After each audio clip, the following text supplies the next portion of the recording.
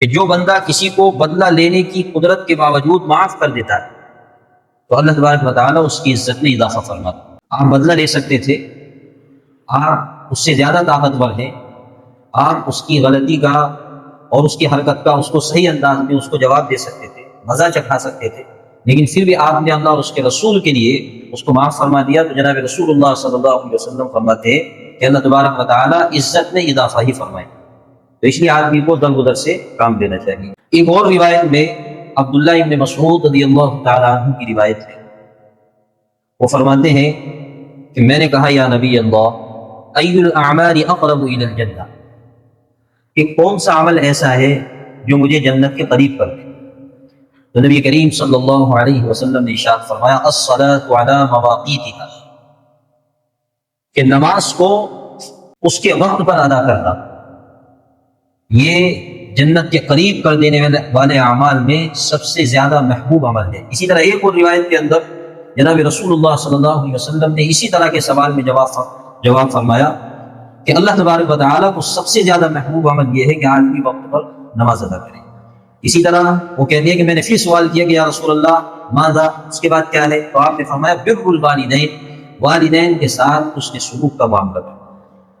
اب دیکھیے یہاں دو چیزیں ہیں، جیسے میں نے پچھلے جمعے بھی بتایا کہ نبی کریم صلی اللہ علیہ وسلم نے ایک بہتر معاشرے کی تشکیل کے لیے اور ایک بہتر انسان کو بہتر بنانے کے لیے اور ایک انسان کو مکمل انسان بنانے کے لیے جن ہدایات کی اور جن تعلیمات کی ضرورت ہو سکتی تھی وہ اپنی زبان رسالت سے صلی اللہ علیہ وسلم نے بڑی تفصیلات سے بیان فرمائی۔ جیسے میں نے کہا تھا کہ صرف اشہد ان لا الہ الا اللہ ہی کہہ دینا کافی نہیں، آپ نے فرمایا کہ ایمان کے 70 سے زائد شعبے، جب آدمی یہ کام کر لیتا ہے یا کلمہ پڑھ لیتا ہے تو اس کے اوپر بڑی ذمہ داری عائد ہو جاتی ہے، اور کچھ ذمہ داریوں کا پچھلے جمعے کو ذکر کیا گیا تھا۔ تو اسی طرح جناب رسول اللہ صلی اللہ علیہ وسلم نے ارشاد فرمایا کہ انسان وقت پر نماز ادا کرے اور اسی طرح اپنے والدین کے ساتھ حسن سلوک کا معاملہ کرے۔ اور جتنی تاکید کے ساتھ جناب رسول اللہ صلی اللہ علیہ وسلم نے اس بات کو فرمایا ہے اتنی ہی ہم دیکھتے ہیں کہ اس چیز میں کوتاہی نظر آتی ہے۔ جبکہ ایک اور روایت میں آپ نے نماز کی اہمیت کو بیان کرتے ہوئے ارشاد فرمایا کہ العبد بین الکفر و بین الشرک ترک الصلاۃ، کہ بندے اور کفر اور شرک کے درمیان صرف نماز کو چھوڑ دینا ہی فرق ہے اور کوئی فرق نہیں ہے۔ اور اگر آپ اس کی تفصیل میں جائیں گے تو بعض فقہا کی جو رائے ہے نماز کے چھوڑنے والے کے سلسلے میں تو آپ حیرت میں پڑ جائیں گے۔ دیکھیے ایک شخص تو وہ ہے جو جان بوجھ کر نماز چھوڑتا ہے، سستی کی وجہ سے نماز چھوڑتا ہے اور نماز کو چھوڑنے کو حلال بھی سمجھتا ہے تو وہ تو کافر ہو ہی جائے گا، اس میں تو کوئی شک نہیں۔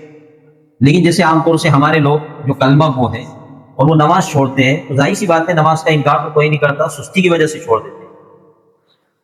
تو ایسے شخص کے بارے میں بھی امام احمد بن حنبل یہ کہتے ہیں کہ وہ شخص بھی کافر ہے، اس کو قتل کیا جائے۔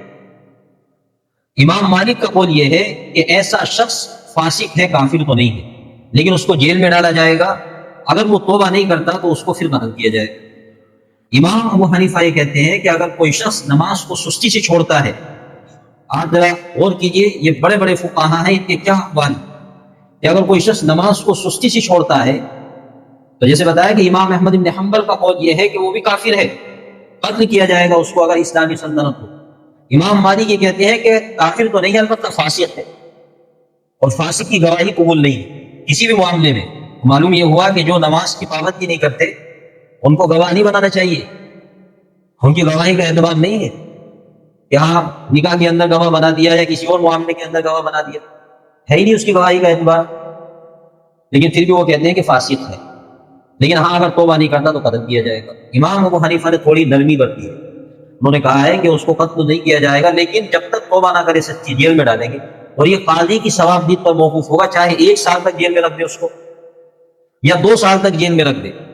تو اب یہ جو اقوال ہیں ان کی روشنی میں ہمیں سوچنا چاہیے کہ نماز کی کس قدر اہمیت ہے۔ اب ہمارے یہاں 2 طرح کے لوگ ہوتے ہیں، ایک طرح کے لوگ تو ہے جو نماز کی پابندی کرتے ہیں ماشاءاللہ سے، ایک قسم کے لوگ وہ ہوتے ہیں جو کبھی پڑھ لی کبھی نہیں پڑھی۔ لیکن جو پابند لوگ ہیں نا ہمارے یہاں، وہ بھی معمولی عذر کی بنیاد پر کیا ہو نماز چھوڑ دیتے ہیں۔ مثال کے طور پر کوئی شادی کا پروگرام ہے گھر کے اندر تو نماز غائب ہو جائے گی، 4 5 نماز غائب ہو جائے گی۔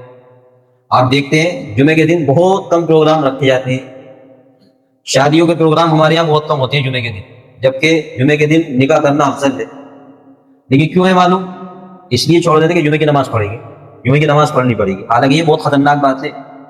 دیکھو ایک چیز ہے آدمی آپ اپنی غفلت میں نہیں کر رہے، ٹھیک ہے کوئی بات نہیں ہے، لیکن ایک چیز کو آپ یہ سمجھ کر کے چھوڑ رہے ہیں کہ یہ ہلکی ہے، یہ بہت خطرناک چیز ہے. اب اور دن کیا ہے؟ جمعے کے علاوہ کا دن ہے. مثال کے طور پر اس دن شادیاں ہوتی ہیں، پروگرام ہوتے ہیں، تو اس دن نماز چھوڑ دی جاتی ہے. کیوں؟ اس لیے کہ ہلکا سمجھا ہے اس کو کہ چلو ویسی تو نمازیں چھوڑ دیں گے. جمعے کے دن پروگرام کیوں نہیں رکھتے؟ کہ جمعے کے دن یہ ذہن میں یہ بیٹھی ہوئی ہے بات کہ جمعہ نہیں چھوڑنا ہے. حالانکہ جیسے جمعہ ضروری ہے ایسے ہی اور نماز بھی ضروری ہے.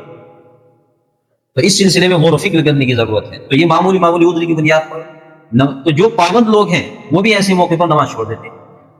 کہیں سفر در پیش آ گئے تو نماز چھوڑ دیں گے، کوئی معمولی عذر پیش آ گئے تو بھی نماز چھوڑ دیں گے. حالانکہ اصل پابندی یہی ہے کہ سفر میں ہو، حضر میں ہو، جلوت میں ہو، خلوت میں ہو، کہیں بھی ہو، انسان یہ ارادہ کر لے، یہ کمنٹمنٹ کر لے کہ کتنی بھی مصروفیات ہیں نماز نہیں چھوڑنی. آپ جب فقہا کے مسائل پڑھیں گے، فقہ کی کتابیں پڑھیں گے، فقہا نے یہ مسائل لکھے ہیں کہ اگر جنگ ہے، حالت جنگ، تو معلوم ہے کہ یہ حکم ہے کہ ایک جماعت کو اگر نماز کا وقت ہو جائے تو ایک جماعت نماز پڑھے گی اور دوسری جماعت مقابلے میں ہوگی دشمن